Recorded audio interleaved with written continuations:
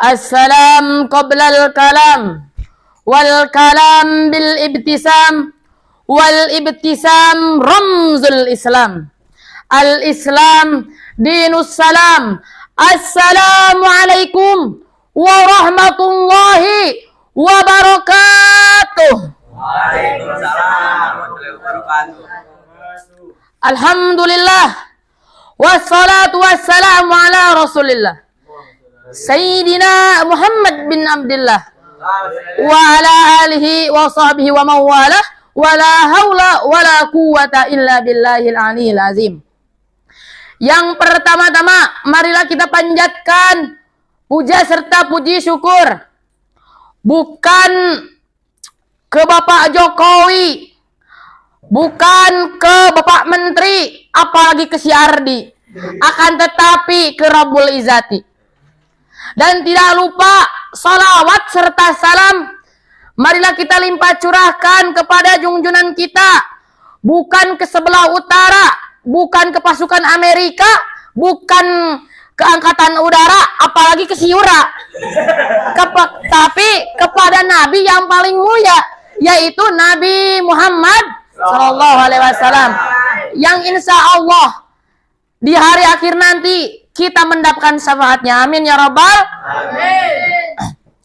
Dan tidak lupa, marilah kita angkat kedua tangan kita untuk mendoakan Mudirul Ma'had Abuya Khilhaj Ustadz Wahidin Masduk LC beserta istri tercinta beliau, yaitu Ibunda Halimatul Sa'diyah. Semoga beliau dipanjangkan umur, disehatkan badan, dilancarkan rizki, dikabulkan semua hajat, dilunaskan hutang-hutangnya. Amin ya Rabbal. Dan tidak lupa kepada asatid dan asatidah yang nampak hadir walaupun tidak nampak hadir, wabil khusus Ustadz Habil wa Ustadz Anwar. Semoga beliau semuanya dipanjangkan umur, disehatkan badan, dilancarkan rizki, dikabulkan semua hajat-hajatnya. Amin ya Rabbal. Teman-temanku dan saudara-saudaraku yang saya cintai dan saya hormati,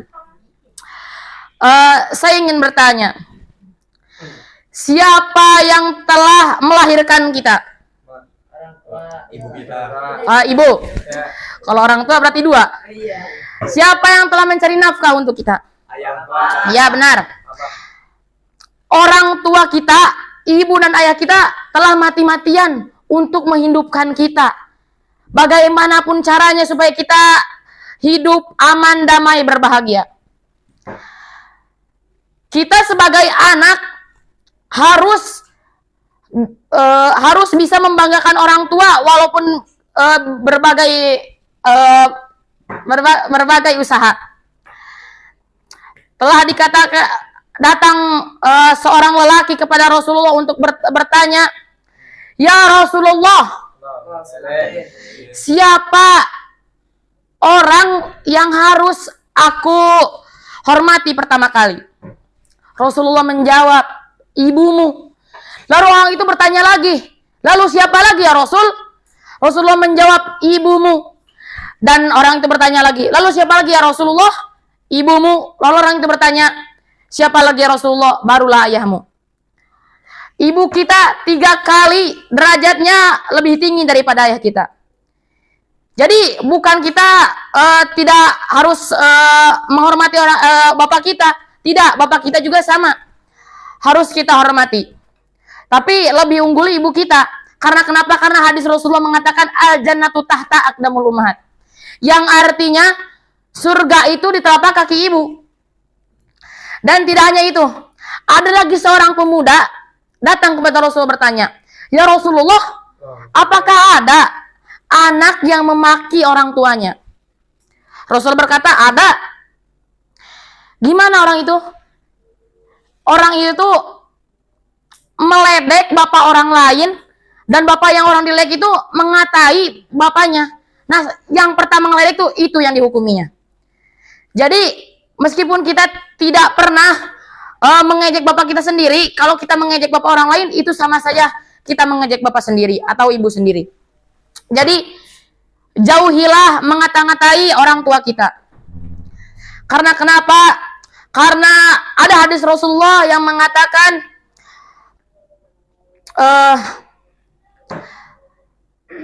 dosa yang paling besar itu ada dua macam. Yang pertama, isyruku billah, yaitu menduakan Allah atau kita percaya selain Allah.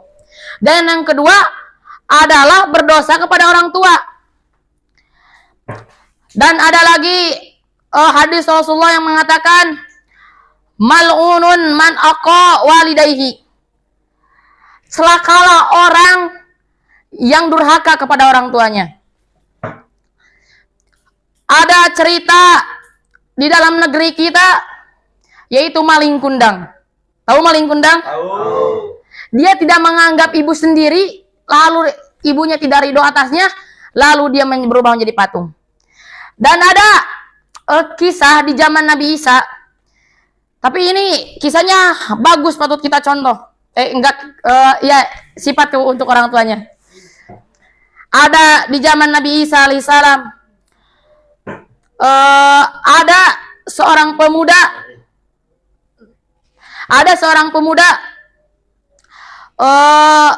Pemuda ini dikenal oleh warga sekitar. Orang ini tuh pendosa.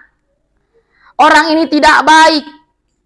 Orang ini tidak pernah melakukan kebaikan. Dan pada suatu ketika orang itu meninggal. Dan orang itu jasadnya ditaruh di tempat sampah. Lalu Nabi Isa mendapatkan petunjuk dari Allah Subhanahu wa taala untuk mencari orang tersebut. Lalu Nabi Isa menanyakan kepada warga sekitar di mana jasadnya itu. Ternyata ada di tong sampah. Lalu Nabi Isa mempunyai kelebihan, yaitu bisa langsung berbicara kepada Allah Subhanahu wa taala.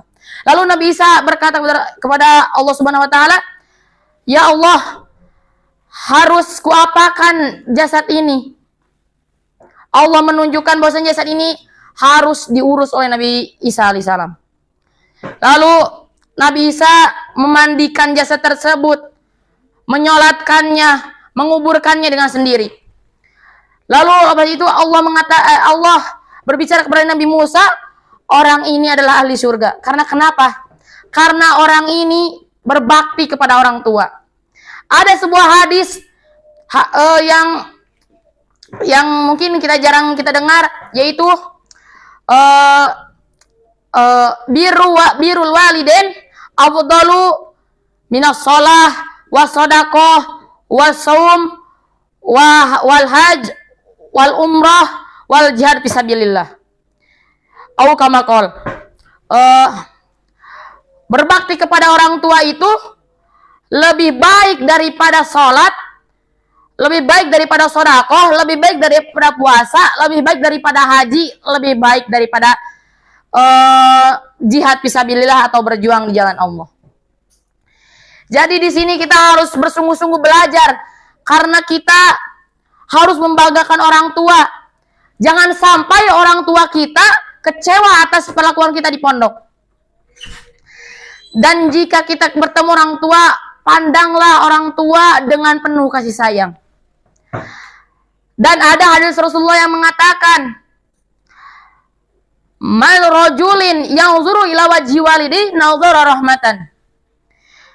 Illa kataballahu lahu biha hajjatan makbulatan wa mabruratan." Barang siapa yang memandang orang tuanya dengan penuh kasih sayang, maka dia ibaratnya melakukan haji diterima dan mabrur. Dapat kita simpulkan di sini bahwasanya orang tua adalah